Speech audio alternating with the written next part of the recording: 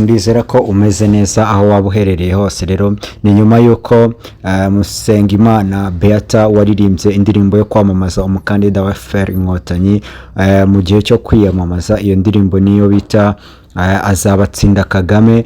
Nyuma y'uko rero ahawe inzu nk'igihembo cy'uko yahimbye indirimbo yatumye kwamamaza umukandida bigenda neza cyane. Ni indirimbo yagiye mu mitwe y'abantu cyane.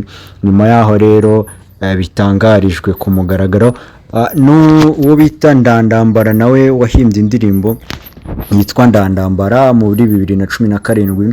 nuko nawe yagiye kuri Twitter asa n'ureklama, byamubabaje cyane, yanditse ataginga umukuru w'igihugu Paul Kagame agira ati ngiki kimenyetso cy'uko Ndandambara ntigeze mpirwa n'itangazamakuru ryo mu Rwanda.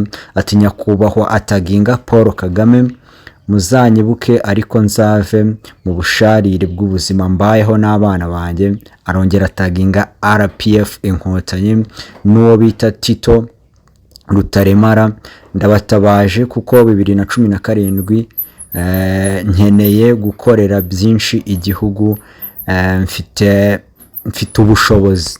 Niyo tweet rero yatwitinze isa nkaho igaragaza ko byamubabaje cyane ko we nta kintu yigeze akorerwa kigaragara.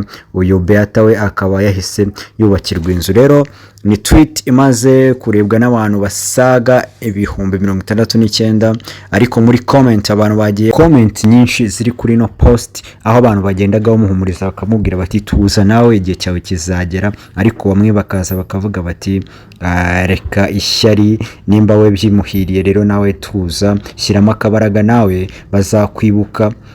Ni comment rero nyinshi cyane umuntu atabasha gusoma ngo arangize, ariko iyo niyo nkuru muri kano kanya nari nkuzaniye.